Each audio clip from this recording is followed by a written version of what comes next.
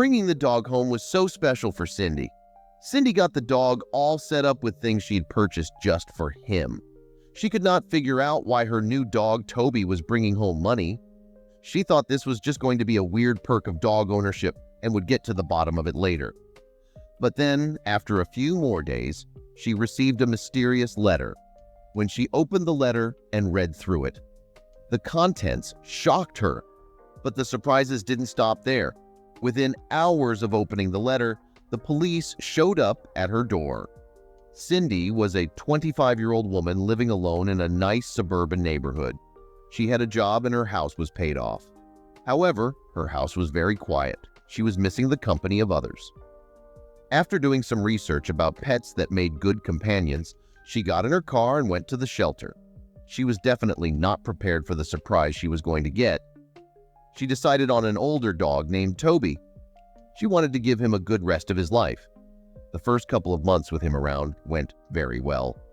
Toby came home inside one evening like usual, and Cindy prepared his food. However, as she was bringing him his bowl, she realized that something was different about Toby.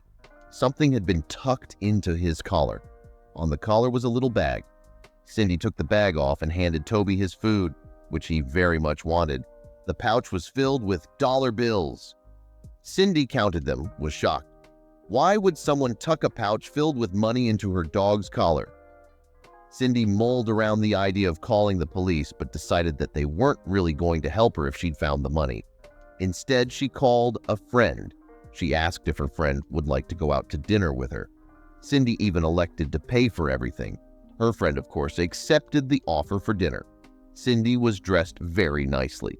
When they arrived at the restaurant, she wasn't known for being the type to have a lot of extra cash lying around. Cindy's friend asked how Cindy had managed to pay for the new outfit and now for dinner, given what her friend already knew about her. Cindy told her friend that she had gotten a new job with a top salary. In all actuality, Cindy worked a local daycare center. Nevertheless, later that week she went out on a date and insisted on paying for the man she was going out with. Again, she picked a luxurious dining location. Had the dog really brought back that much money for her to be living so large? One day Cindy got the mail, and an unexpected letter was waiting for her in the mailbox. Mysteriously, the sender was someone she didn't recognize. She read through it. When she realized what it said, Cindy got the chills immediately. The letter was written entirely in Chinese. Cindy went to translate it, and when she read through the translation, her chills turned into feeling sick to her stomach. When translated, said, "We gave you the money, now leave us alone. We'll finish the dog off when it gets back to us to clear all tracks." What was the letter going on about? For a moment, Cindy didn't know what to do anymore. What was she even supposed to do? Should she call the police?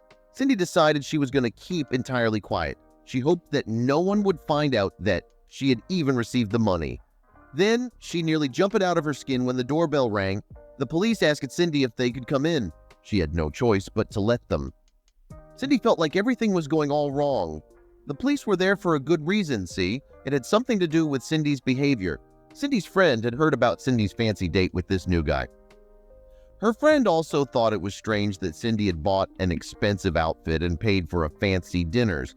She had told the whole friend group about this. One of the friends thought this whole thing sounded very fishy.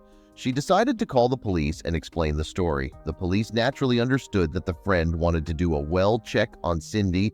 They asked how she could possibly afford so many expensive dinners if she wasn't getting money from a man. Cindy couldn't avoid it any longer.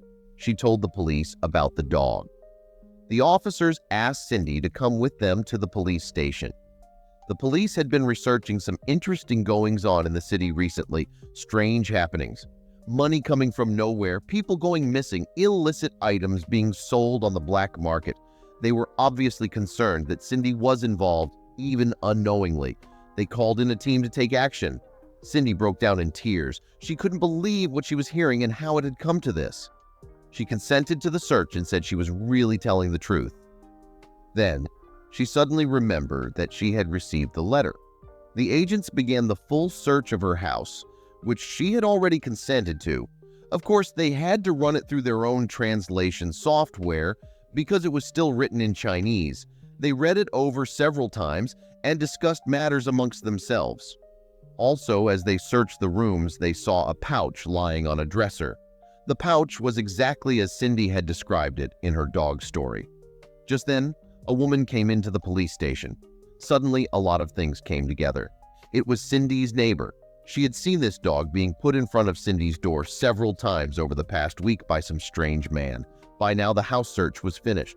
The officers, of course, found nothing suspicious that would tie Cindy to any illegal activity. The officers decided to watch Cindy's house until the dog or the stranger appeared. Once their plan was set, it was time to put it in motion. The very next day, Cindy let the dog out as planned. The dog wandered off into the nearby woods. The cops waited. Several hours later, a man drove up and dropped the dog back off. The police arrested him at once. The man belonged to the mafia. The dog was the go-between to pay someone off. When the dog was adopted from the shelter, things got completely mixed up. Cindy was allowed to keep the cash she'd already gotten, but would have to keep the dog indoors. Everyone else was arrested. Since Cindy wasn't getting daily money from the dog anymore, she would need to be more frugal. She was mostly glad she wasn't in jail.